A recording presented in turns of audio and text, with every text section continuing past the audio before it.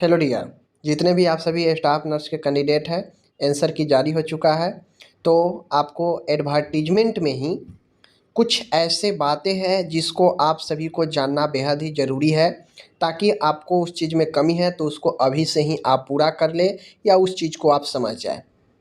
कुछ ऐसे बातें हैं जिसको मैं आज इस वीडियो में आपको पूरा कवर करूँगा, और लगभग ये सारे स्टूडेंट के मन में सवाल है, क्वेश्चन है।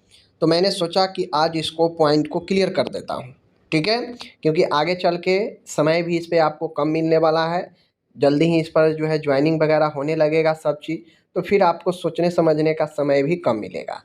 तो चलिए, आज जितने भी एडवर्टीजमेंट में सीक्रेट चीज़ें दिए गए हैं वो मैं आपको बता देता हूँ, ताकि आपको आगे कोई दिक्कत नहीं होगा। ओके, चलिए। सबसे पहले आपको एक चीज़ समझना है, सबसे पहले क्या समझना है। तो एडवर्टीजमेंट में यहाँ पे देख सकते हैं आप लोग, प्रथम सवाल तो यही है आप सभी के बीच में।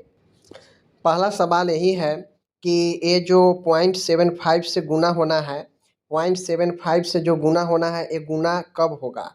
तो ये देखिए, ये जो गुना होगा ये आपके मेरिट, फाइनल मेरिट निकालने के लिए होगा। समझ लीजिए, ये डीबी के लिए आपका 0.75 से गुना नहीं होने वाला है।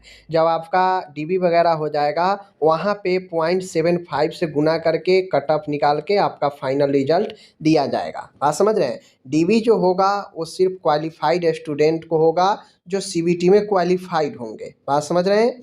और जब फाइनल मेरिट निकलेगा तो वहाँ पे 0.75 से गुना किया जाएगा, और जिनको एक्सपीरियंस होगा उनको एक्सपीरियंस का मार्क्स दिया जाएगा, और जो फ्रेशर होंगे उनमें 0.75 से गुना करके मेरिट जो है निकाला जाएगा। बात समझ लीजिए, ठीक है। आगे एक महत्वपूर्ण चीज़ें है यहाँ पे, आप सभी को मैं बता दूँ। यहाँ पे आप सभी देख लीजिए, आपके सामने है जनरल 40%, पिछड़ा वर्ग 36.5%, ईबीसी अत्यंत पिछड़ा वर्ग 34%, और किसी भी कैटेगरी के महिला है उसको 32%, और साथ में एससी एसटी दिव्यांग को भी 32% है। दूसरी चीज़ें, बहुत लोगों के सवाल है, तो दूसरा सवाल ये है, बहुत लोग कमेंट करते हैं कि क्या अदर स्टेट के महिला को भी 32% ही लाना है। तो नहीं, वो अदर स्टेट के जो महिला है सब जनरल में आएंगी, तो उनको 40% करना है, ठीक है। सिर्फ बिहार के जो महिला है उनको 32% लाना है, चाहे वो जनरल की महिला हो, ईडब्ल्यूएस महिला हो, या कोई भी महिला हो। समझ गए, उनका पासिंग मार्क्स 32% ही रखा गया है। ओके, ये हो गया सारा चीज़। अब यहाँ पे जो चीज़ें कहा गया है, अब जो एक्सपीरियंस कैंडिडेट है उनका जो मतलब जो अनुभव प्रमाण पत्र है, उनका अनुभव प्रमाण पत्र 25/4/2025 तिथि तक ही की जाएगी। इसके बाद का अगर आप प्रस्तुत करेंगे तो उसके बाद का इंक्लूड नहीं किया जाएगा, ठीक है। तो ये हो गया आपका तीसरा प्रश्न।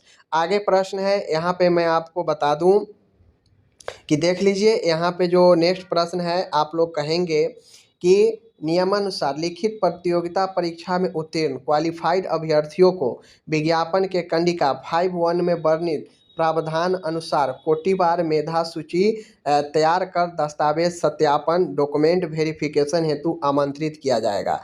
यानी जो भी सीबीटी में क्वालिफाइड करेंगी सबको कोटिवार डॉक्यूमेंट वेरिफिकेशन के लिए बुलाया जाएगा। बात समझ रहे हैं चीज़ों को।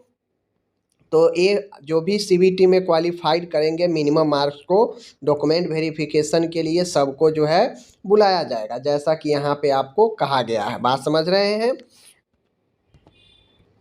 नेक्स्ट क्वेश्चन है, आप लोगों को मन में क्वेश्चन सवाल उठ रहा होगा कि क्या मेरा डॉक्यूमेंट 23/5 के बाद का है, कोई भी डॉक्यूमेंट तो मान्य होगा।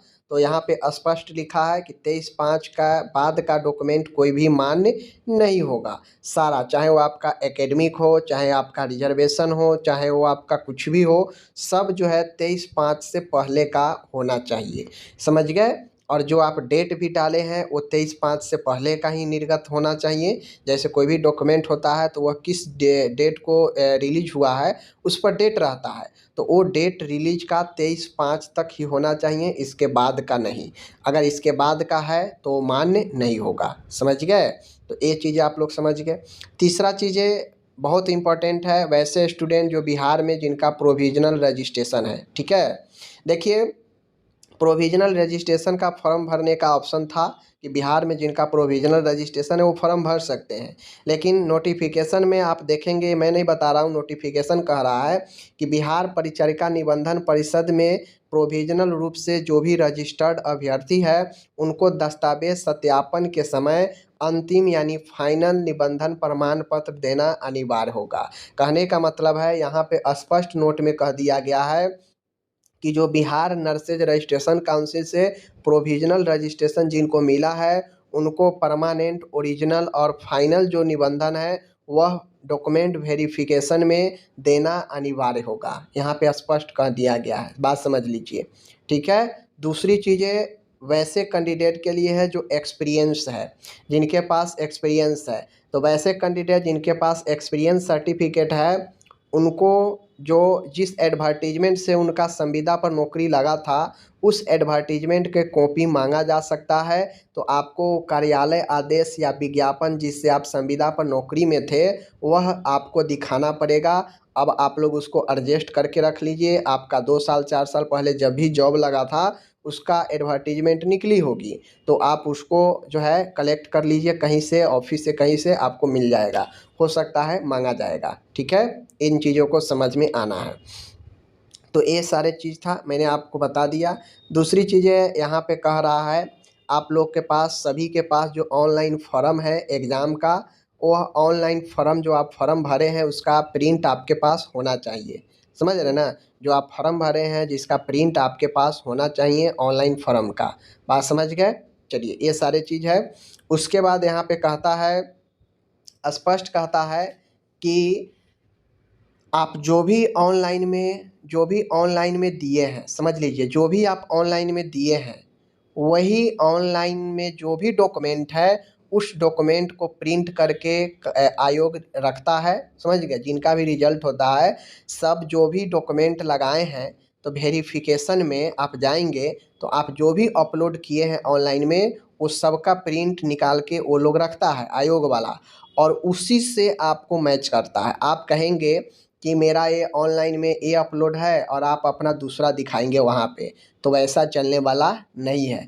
क्योंकि आप जो अपलोड किए हैं ये डाटा उनके पास रहता है, वो प्रिंट निकालते हैं उसका हर एक स्टूडेंट का, और वहाँ पे वो चेक करते हैं कि जो आप अपलोड किए हैं वही आपके पास है या नहीं है, या दूसरा कोई डॉक्यूमेंट आपके पास है। बात समझ रहे हैं ना। तो जो आप अपलोड किए हैं वही आपके पास होना चाहिए। तो इससे सीधा सीधा मतलब बनता है कि जो भी कैंडिडेट, जैसे बहुत सारे 20 से 23 वाले कैंडिडेट थे जो अप्लाई कर दिए, सब में एक एक लगा के ही मार्कशीट भी एक ही में कर दिए, एडमिट कार्ड भी कर के किसी भी तरीक़ा से अपलोड करके फॉर्म भर दिए। तो सीधा बात है उनका होना मुश्किल है, जाएंगे वापस आएंगे, क्योंकि उनके पास प्रॉपर डॉक्यूमेंट नहीं है। और वो जो भी प्रिंट निकाल के रखेंगे वो तो देखेंगे सब में एडमिट कार्ड लगा हुआ है, सब में मार्कशीट ही लगा हुआ है, रजिस्ट्रेशन का कोई आता पता नहीं है, कुछ नहीं है, तो सीधा रिजेक्ट कर देंगे। बात समझ रहे हैं ना। तो इन चीज़ों को आपको खासा ख्याल ध्यान रखना है, समझ गए। चलिए ये चीज़ें हैं। अब यही चीज़ों को यहाँ पे कहा गया है कि जो आप ऑनलाइन में देंगे वो सारा क्लियर स्कैन करके अपलोड करेंगे, क्योंकि उसी को आयोग प्रिंट करके और उसी से वेरीफाई करेगा। बात समझ गए।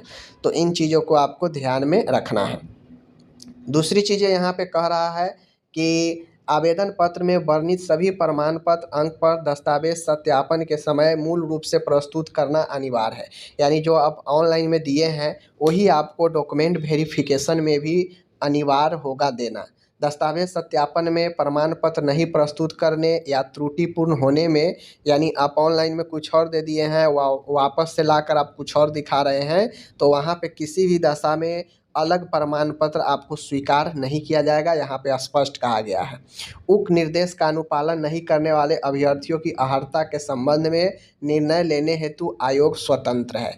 यानी देखिए, थोड़ा बहुत अगर माइनर मिस्टेक हो गया है, आपके पास सारा डॉक्यूमेंट है, लेकिन हो जाता है ना कभी ऑनलाइन में किसी डॉक्यूमेंट के जगह पर कोई और डॉक्यूमेंट अपलोड हो जाता है, तो वैसे मिस्टेक में आपको रिलीफ दिया जाएगा। वहाँ पे आयोग स्वतंत्र है सोचने के लिए। तो अगर आप ओरिजिनल दिखाएंगे, आप बोलेंगे कि मुझसे मिस्टेक हो गया है, मेरे पास सारा डॉक्यूमेंट है, बस थोड़ा सा अपलोड में इधर से उधर हो गया है तो वहाँ पे रिलीफ आपको मिल सकता है, क्योंकि यहाँ पे कहा है कि उक्त निर्देश के अनुपालन नहीं करने वाले अभ्यर्थियों की जो अहार्ता है वो संबंध निर्णय लेने का आयोग स्वतंत्र है। यानी थोड़ा बहुत अगर गड़बड़ हुआ है डॉक्यूमेंट अपलोड करने में तो वहाँ पे आयोग आपको कॉर्पोरेट कर सकता है, समझ लीजिए। लेकिन जिनके पास है ही नहीं डॉक्यूमेंट, इधर उधर बहुत करके अप्लाई किए हैं और जिनके पास डॉक्यूमेंट कंप्लीट नहीं है तो उनके लिए मुश्किल है, समझ गए। चलिए, तो इन चीज़ों को आपको खासा ध्यान रखना है। ओके, एक बात और समझ लीजिए, बहुत सारे स्टूडेंट ऐसे होते हैं जो बाहर के होंगे या जिनका डॉक्यूमेंट जो है कॉलेज में ओरिजिनल होगा। तो मैं आपको बता देता हूँ, आपका जिस डेट का डॉक्यूमेंट वेरिफिकेशन देगा, आप उस डेट में अगर वहाँ पे उपस्थित नहीं हो पाते हैं तो आगे आपको समय अलग से नहीं मिलेगा, समझ लीजिए। यहाँ पे स्पष्ट कहा गया है, ठीक है ना। 14वां लाइन पढ़ लीजिए। आयोग द्वारा निर्धारित तिथि को अभ्यर्थी का दस्तावेज सत्यापन कराना अनिवार्य होगा। दस्तावेज सत्यापन में अनुपस्थित अभ्यर्थी को पुनः सत्यापन हेतु कोई दावा मान्य नहीं होगा, ठीक है। इन चीज़ों का आपको ध्यान में रखना है। ओके, और लास्ट में यहाँ पे एक चीज़ें और कहा है कि अभ्यर्थी को निर्देश दिया जाता है कि वे कोई भी फर्जी या जाली प्रमाण पत्र के आधार पर उक्त आवेदन नहीं भरेंगे, अन्यथा किसी भी स्तर से प्रमाण पत्र अगर फर्जी पाया जाता है तो उनके विरुद्ध जो है कानूनी कार्रवाई की जाएगी। होता यह है कि बहुत सारे कैंडिडेट क्या करते हैं, डॉक्यूमेंट जो है, वैसे नर्सिंग में ऐसा होता नहीं है, ठीक है ना। नर्सिंग में प्रॉपर 3 साल आपको समय देकर क्लास करके सब चीज़ करके आपको डिग्री मिलता है। तो दूसरा कोई कोर्स होता है तो वहाँ पे मान सकते हैं कि 5-6 महीना साल भर में आपको मिल जाता है पैसे से, लेकिन नर्सिंग में ऐसा नहीं होता। आपको 3 साल कोर्स है, 3 साल समय देना पड़ेगा, क्लिनिकल ट्रेनिंग वगैरह जो भी है करना ही पड़ेगा, तभी जाके डिग्री आपको हासिल होता है, समझ रहे चीज़ को।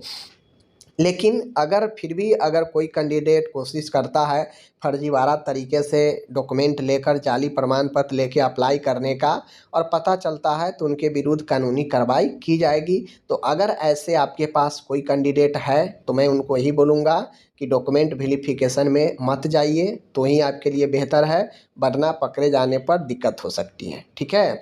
तो एक कुछ इम्पोर्टेंट आपके नोटिस था जो कि एडवर्टीजमेंट में ही दी गई थी, तो मैंने उसको आपको बता दिया यहाँ पे। ओके, तो चलिए हम लोग मिलते हैं अगले वीडियो में। धन्यवाद।